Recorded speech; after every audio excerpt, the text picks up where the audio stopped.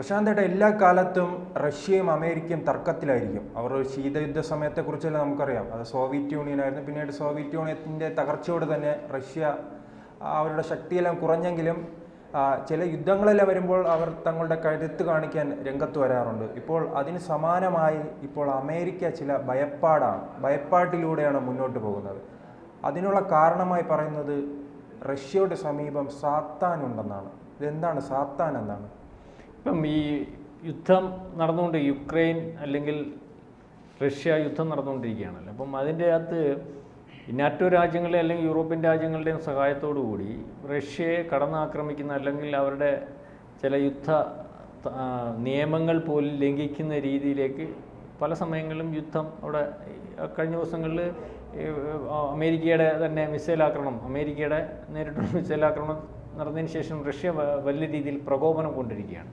അതായത് റഷ്യ ഏതർത്ഥത്തിലും തിരിച്ചടിക്കാൻ സാധ്യതയുണ്ട്. അല്ലെങ്കിൽ റഷ്യ പഴയ അവരുടെ ആണവ നിയമം മാറ്റിവെച്ചിട്ട് അവരുടെ രാജ്യത്തിന് പ്രശ്നമുണ്ടാകുന്ന രീതിയിലേക്ക് വന്നാൽ ഞങ്ങളെ ആക്രമിച്ചതിന് ശേഷമേ ആണവായുധം ഉപയോഗിക്കൂ എന്നുള്ള നിയമം പോലും ഒരു പക്ഷേ മാറ്റും. അല്ലെങ്കിൽ അത്തരത്തിൽ ആ നിയമം മാറ്റിയെന്ന് പറഞ്ഞുകൊണ്ടുള്ള പുടിൻ്റെ പ്രസ്താവനകളും മറ്റുമൊക്കെ ഉണ്ടായിരുന്നു. അതായത് അവർക്കിടെ ശത്രു രാജ്യമായിട്ടുള്ളവരെ അവർ ആദ്യം തന്നെ ആണവായുധം ഉപയോഗിക്കാൻ സാധ്യതയുണ്ട്, അല്ലെങ്കിൽ അത്തരത്തിൽ ഉപയോഗിക്കുമെന്നാണ് ഇതിനകത്തുനിന്ന് മനസ്സിലാവുന്നത്. കാരണം ഏതാണ്ട് 2 കൊല്ലം കൊണ്ട് നാറ്റോ രാജ്യങ്ങളുടെയും അല്ലെങ്കിൽ യൂറോപ്യൻ രാജ്യങ്ങളുടെയും സഹായത്തോടു കൂടി റഷ്യക്കെതിരെ യുക്രൈനെ കൊണ്ട് യുദ്ധം ചെയ്യിക്കുകയാണ്. ഒരുപക്ഷെ യുക്രൈൻ തരിപ്പണമായെങ്കിൽ പോലും ആ യുക്രൈനെ കൊണ്ട് വീണ്ടും യുദ്ധം ചെയ്യിക്കുന്നതിനും വേണ്ടി അല്ലെങ്കിൽ യുദ്ധം ചെയ്യാനുള്ള ആയുധങ്ങളൊക്കെ കൊടുക്കുന്നതിനും സഹായമാകുന്നത് അമേരിക്കയുടെയും ഈ യൂറോപ്യൻ രാജ്യങ്ങളുടെയൊക്കെ സഹായം തന്നെയാണ്. അപ്പോൾ ഏറ്റവും അവസാനം ഇതുവരെ അമേരിക്ക നിന്നിരുന്ന ഒരു രീതിയിൽ നിന്ന് വ്യത്യസ്തമായി, ഇതുവരെ അമേരിക്ക നിന്നിരുന്നതെന്ന് പറഞ്ഞാൽ പണം കൊടുത്തും ആയുധം കൊടുത്തും ഒക്കെ സഹായിച്ചുകൊണ്ടിരുന്നതാണ്. അപ്പോൾ അതിനകത്ത് വ്യത്യസ്തമായി കഴിഞ്ഞ ദിവസം അമേരിക്കയുടെ തന്നെ ഏറ്റവും പ്രധാനപ്പെട്ട മിസൈൽ എനിക്ക് തോന്നുന്നു കൊടുത്ത് നേരിട്ട് ആക്രമിപ്പിക്കുന്ന ഒരു അവസ്ഥ ഉണ്ടാകും. അതിനകത്ത് റഷ്യക്ക് അല്പം അല്ലെങ്കിൽ ആ മിസൈൽ ആക്രമണത്തിൽ റഷ്യക്ക് അതിൻ്റെ ബുദ്ധിമുട്ടുണ്ടാവുകയൊക്കെ ചെയ്തിട്ടുണ്ട്. അപ്പോൾ അതിനുശേഷം റഷ്യ പ്രസിഡന്റ് വ്ളാഡിമിർ പുടിൻ അവരുടെ സൈനികരോട് പറഞ്ഞിരിക്കുന്നത് നമ്മുടെ സാത്താൻ 2, അതായത് മിസൈൽ RS-28 സർബറ്റ് എന്നാണ് ആ മിസൈലിൻ്റെ പേര്. 2023 അത് അവർ സൈന്യത്തിൻ്റെ ഭാഗമാക്കിയേക്കുന്നത് നേരത്തെ. അപ്പം അത് തയ്യാറാക്കി വെച്ചോളാൻ അല്ലെങ്കിൽ യുദ്ധസജ്ജമാക്കാൻ പറഞ്ഞിരിക്കുന്നു. ഇത് ലോകരാജ്യങ്ങളെ ഞെട്ടിച്ചിരിക്കുകയാണ്. ഈ സാത്താൻ 2 എന്ന് പറയുന്ന മിസൈലിൻ്റെ പ്രത്യേകത എന്ന് പറഞ്ഞാൽ ഇത് ഇത്തരത്തിലൊരു മിസൈൽ റഷ്യക്ക് മാത്രമേ ഉള്ളൂ. ഏതാണ്ട് 18,000 കിലോമീറ്റർ സഞ്ചരിക്കാൻ സാധിക്കുന്ന, അല്ലെങ്കിൽ ലോകത്തിൽ ഏറ്റവും കൂടുതൽ ദൂരം സഞ്ചരിച്ച് ആക്രമിക്കാൻ സാധിക്കുന്ന മിസൈലാണിത്. അതായത് ഇതിൻ്റെ നീളം എന്ന് പറയുമ്പോൾ ഏതാണ്ട് 10 നില കെട്ടിടത്തിൻ്റെ വലിപ്പത്തിൽ, അതായത് 3 മീറ്റർ ഡയമീറ്റർ അല്ലെങ്കിൽ വിസ്തൃതിയിലുള്ളതാണ്.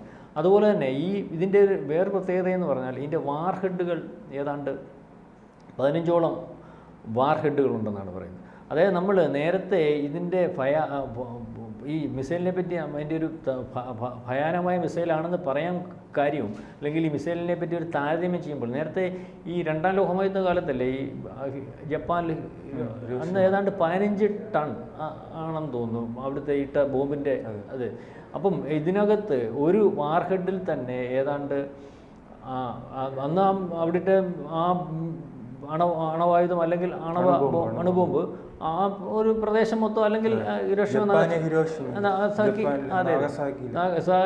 മൊത്തം നശിപ്പിച്ചതാണ്. അപ്പം അത്രയും കുറഞ്ഞ അളവിലാണെങ്കിൽ പോലും ഇതിനകത്ത് ഇത് 15 വാർഹെഡിൽ അത് 15,000 അല്ലെങ്കിൽ 15,000 ടൺ ആണെങ്കിൽ ഇത് 70,000 കിലോ ടൺ, ഇത് 15 എണ്ണത്തിനകത്തൂടെ വരും. അതായത് ഈ ഒരു മിസൈലിനകത്ത് ഈ പറയുന്നത് പോലെ ഇത് കരയിൽ നിന്നും അല്ലെങ്കിൽ ഭൂഗർഭ മാഫിയയിൽ നിന്നും, അതുപോലെ തന്നെ ലോകത്തെ ഏറ്റവും ആധുനിക സംവിധാനങ്ങളുള്ള ഈ നമ്മുടെ ഈ പ്രകാശവേഗതയ്ക്കപ്പുറം ശബ്ദവേഗതയെക്കാട്ടി കൂടുതൽ രീതി സഞ്ചരിക്കുന്ന പല ഇലക്ട്രോണിക്സ് ഈ ഇതുകൊണ്ടല്ലോ ഇപ്പോൾ അണികൾ അല്ലെങ്കിൽ യുദ്ധക്കോപ്പുകളൊക്കെ ഉണ്ട്. അതൊക്കെ ഘടിപ്പിക്കാൻ കഴിയുന്ന ഏറ്റവും ആധുനികമായിട്ടുള്ള മിസൈൽ തന്നെയാണ്. അപ്പം ഈ മിസൈൽ 18,000 കിലോമീറ്റർ എന്ന് പറഞ്ഞാൽ അപ്പോൾ റഷ്യയിൽ നിന്നിട്ട് ഏത് രാജ്യങ്ങളെയും ഒരുമാതിരിപ്പെട്ട എല്ലാ രാജ്യങ്ങളെയും ആക്രമിക്കാം. നിലവിലെ സാഹചര്യത്തിൽ ഈ ട്രംപ് പ്രസിഡന്റായി വരുന്ന ഒരു സാഹചര്യമുണ്ടല്ലോ, അപ്പോഴേക്കും ഈ ട്രംപും പുടിനും തമ്മിൽ നല്ലൊരു സൗഹൃദ ബന്ധം അല്ല, ട്രംപും പുടിനും തമ്മിൽ നല്ലൊരു സൗഹൃദമാണ്. ഒരുപക്ഷെ അവർ ചർച്ചയിലൂടെ യുദ്ധം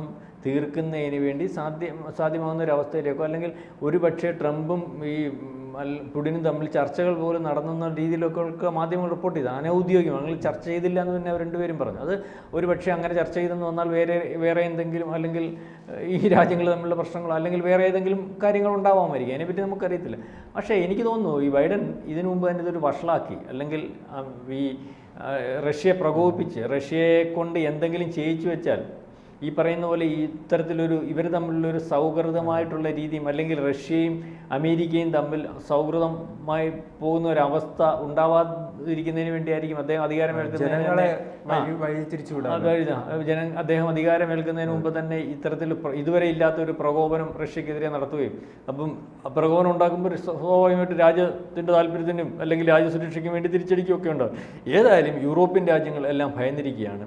ഈ സാത്താൻ 2 എന്ന് പറയുന്ന ആയുധം, അത് ഇപ്പോൾ ഈ പറഞ്ഞ പോലെ ഇതിനകത്ത് ഈ ഇന്ത്യയിൽ നമ്മുടെ അഗ്നി 2 മിസൈൽ എനിക്ക് തോന്നുന്നു 14,000 കിലോമീറ്റർ താണ്ടാൻ പറ്റുന്നത്. അമേരിക്കയുടെ ഈ പറയുന്ന ഇന്നുള്ളതെന്ന് പറഞ്ഞാൽ ചൈനയ്ക്കുണ്ട് 13,000 കിലോമീറ്റർ താണ്ടാവുന്ന മിസൈൽ ഉണ്ടെന്ന് തോന്നുന്നു. ചൈനയുടെ കയ്യിൽ 14,000 പോകുന്നുണ്ട്. നമ്മുടെ കയ്യിൽ 16,000 കിലോമീറ്റർ വരെ പോകുന്നുണ്ട്. പിന്നെ ഉത്തര കൊറിയയുടെ കയ്യിലുണ്ട് 12,000 കിലോമീറ്റർ താണ്ടുന്ന മിസൈലുണ്ട്. അതുപോലെ അമേരിക്കയുടെ കയ്യിൽ മിഡ്മാൻ എന്ന് പറയുന്നത് 13,000 കിലോമീറ്റർ താണ്ടുന്ന മിസൈലുണ്ട്. അപ്പം ഏതായാലും ഇതിൻ്റെ ഈ പറഞ്ഞതുപോലെ 10 നില കെട്ടിടത്തിൻ്റെ നീളം, അതായത് 35.3 മീറ്റർ നീളവും ഡയമീറ്റർ 3 മീറ്റർ വിസ്താരവും ഒക്കെയുള്ളതാണ്. 16 വാർഹെഡ് ഉണ്ട്.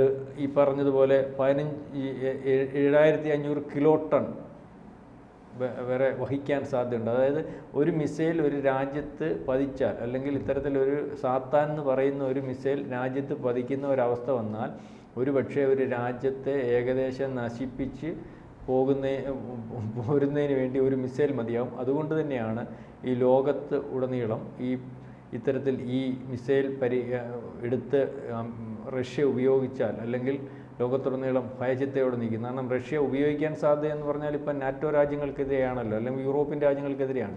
അപ്പം അമേരിക്കയുടെ കൂട്ട് തന്നെ അതിനെ സഹായിച്ച് നിൽക്കുന്ന പല രാജ്യങ്ങളും ഉണ്ടല്ലോ നാറ്റോ രാജ്യങ്ങൾക്കകത്ത്. അപ്പം ആ രാജ്യങ്ങൾക്കെല്ലാം ഭീതി പടർത്തുന്നൊരവസ്ഥയിലേക്ക് കാര്യങ്ങൾ പോകുന്നുണ്ട്.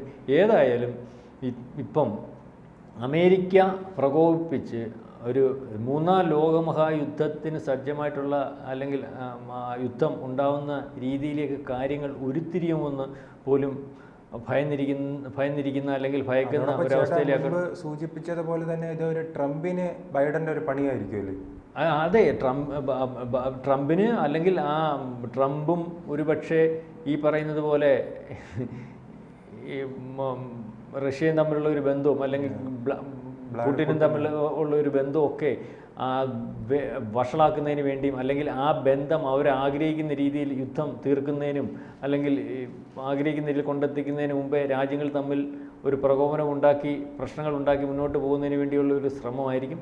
കഴിഞ്ഞ ദിവസം ഈ പറഞ്ഞതുപോലെ പുടിൻ പറഞ്ഞു കേട്ടില്ലേ, അവിടുത്തെ ഡീപ് സ്റ്റേറ്റ് ഈ നിയുക്ത പ്രസിഡന്റിനെ അല്ലെങ്കിൽ ട്രംപിനെ വധിക്കാൻ വരെ സാധ്യതയുണ്ടെന്നുള്ള ഒരു അവരുടെ രഹസ്യാന്വേഷണത്തിൻ്റെ റിപ്പോർട്ട് സുരക്ഷിതനല്ല എന്ന് പറയും. അതിന് സമാനമായിട്ട് വരുന്ന രീതിയിലുള്ള കാര്യങ്ങളാണല്ലോ നമ്മൾ ഇലക്ഷൻ സമയത്ത് ഒരു അമേരിക്കയിലെ ഒരു പ്രസിഡന്റ് സ്ഥാനാർത്ഥി മുൻ പ്രസിഡന്റായിട്ടിരുന്ന ഒരു വ്യക്തിക്ക് എത്ര വട്ടം വധശ്രമം ഉണ്ടായി. അദ്ദേഹത്തിൻ്റെ സുരക്ഷാ സംവിധാനങ്ങൾ, അദ്ദേഹത്തിൻ്റെ ഭാഗമായിട്ടുള്ള അല്ലെങ്കിൽ പ്രൈവറ്റ് സുരക്ഷാ സംവിധാനങ്ങളാണല്ലോ അതിനെ കണ്ടെത്തുകയോ അതിജീവിക്കുകയൊക്കെ ചെയ്തു. ഒരുപക്ഷെ അന്നേ അതിന് പ്ലാൻ ഇട്ടിട്ടുണ്ടോ എന്ന് പോലും ഇപ്പം റഷ്യയുടെ രഹസ്യാന്വേഷണ വിഭാഗത്തിൻ്റെ മുന്നറിയിപ്പിനകത്ത് നമുക്ക് തോന്നുന്നൊരവസ്ഥയുണ്ട്.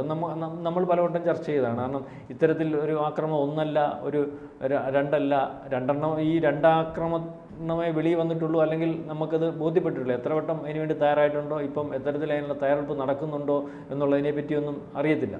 മാത്രമല്ല അമേരിക്ക പോലെ ഇത്രയും വലിയ സുരക്ഷാ സംവിധാനങ്ങളൊക്കെ ഉള്ള രഹസ്യാന്വേഷണ ഏജൻസികളും അല്ലെങ്കിൽ ഒക്കെ വർക്ക് ചെയ്യുന്ന ഒരു രാജ്യത്ത്, ആ രാജ്യത്തിന് ഇലക്ഷൻ നടക്കുമ്പോൾ പാകിസ്ഥാനിലും ബംഗ്ലാദേശിലെയും പണ്ട് പാകിസ്ഥാനിൽ ബേനസീർ ഭൂട്ടോ അത്തരത്തിലൊന്നും അല്ലല്ലോ. അപ്പം ഇതിനകത്ത് അങ്ങനെ ഒരു പ്രസിഡന്റിനെ അല്ലെങ്കിൽ പ്രസിഡന്റ് സ്ഥാനാർത്ഥിയെ, മുൻ പ്രസിഡന്റിനെയൊക്കെ കൊല്ലാൻ ശ്രമിച്ചിട്ടുണ്ടെങ്കിൽ പണ്ടും അമേരിക്കയിലെ അത് ഞങ്ങൾ ഞെട്ടിക്കുന്ന വലിയ കാര്യമാണ്. മുൻപുള്ള അമേരിക്ക പോലെ സുരക്ഷിതമായ ഒരു രാജ്യത്ത് മുൻ പ്രസിഡന്റിന്, ഇന്ത്യയിൽ പോലും മുൻ പ്രസിഡന്റുമാർക്ക് അത്രയും വലിയ സുരക്ഷ നൽകുന്നില്ല. ഇപ്പോൾ പണ്ടും അമേരിക്കയിൽ ഇങ്ങനെ സംഭവിച്ചിട്ടുണ്ട്. അതൊക്കെ വധം ഒക്കെ നമ്മൾ പരിശോധിക്കുമ്പോൾ അവിടുത്തെ ആയുധ മാഫിയയും അല്ലെങ്കിൽ ഈ ഡീപ് സ്റ്റേറ്റ് പോലെ ഈ രാഷ്ട്രീയത്തിനപ്പുറം കാര്യങ്ങൾ നിയന്ത്രിക്കുന്ന വ്യവസായങ്ങളും അത്തരത്തിൽ ഉള്ള ഈ ഡീപ് സ്റ്റേറ്റ് എന്ന് പറയുന്നത് അവരൊക്കെ തന്നെയാണ്. കാരണം അമേരിക്കയുടെ ഭരണം എങ്ങനെ പോകണം, എങ്ങനെ പോയാൽ ചില തൽപര കക്ഷികൾക്ക് ലാഭം ഉണ്ടാവും, ലോകക്രമം അങ്ങനെ പോയാൽ ചില തൽപര കക്ഷികൾക്ക് ലാഭം ഉണ്ടാവും എന്നുള്ളതാണ്.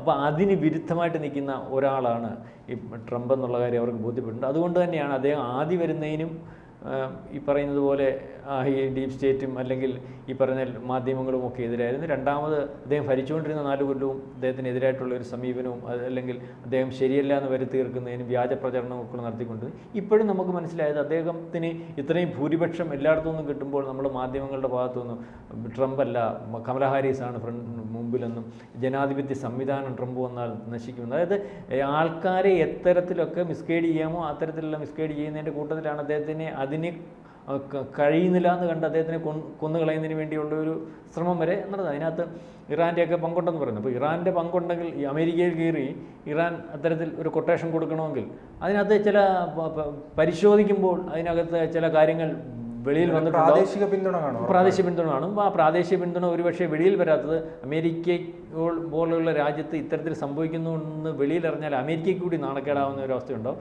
അതുകൊണ്ടാണ് അത് വെളിയിൽ വിടാത്തത്. ഏതായാലും ട്രംപിൻ്റെ കാര്യത്തിൽ ഈ പുടിൻ പറഞ്ഞ കാര്യം വളരെ കൃത്യമാണത്. നമ്മളും ആശങ്കയോട് കൂടി കണ്ടതാണ്. അവിടുത്തെ ഡീപ് സ്റ്റേറ്റ് ഒരുപക്ഷെ ട്രംപിനെതിരാണ്. ഈ ഡീപ് സ്റ്റേറ്റിനെ നിയന്ത്രിക്കുന്നത് ബൈഡനും ഒബാമയും ഒക്കെയാണെന്ന് ട്രംപ് നേരത്തെ പറഞ്ഞിരുന്നു. അത്തരത്തിൽ ട്രംപ് പറഞ്ഞ കാര്യങ്ങളും പുടിൻ പറഞ്ഞ കാര്യങ്ങളും കൂട്ടി വായിക്കുമ്പോൾ നമുക്ക് കാര്യങ്ങൾ മനസ്സിലാവും. മുമ്പേ പറഞ്ഞ നേരത്തെ അവരെ ഈ അമേരിക്കയുടെ പ്രസിഡന്റുമാരെ അല്ലെങ്കിൽ വധിക്കപ്പെട്ട അവസ്ഥയുണ്ട്. അതും പരിശോധിക്കുമ്പോൾ ഈ പറയുന്ന ചില തൽപര കക്ഷികൾക്ക് ഇഷ്ടമല്ലാത്ത പ്രസിഡന്റുമാരാണ് വധിക്കപ്പെട്ടിട്ടുള്ളത്. ഏതായാലും ഈ കാര്യങ്ങൾ എത്തരത്തിൽ ഉരുത്തിരിയും എന്നറിയത്തില്ല. റഷ്യ നല്ല തയ്യാറെടുപ്പിൽ തന്നെയാണ്.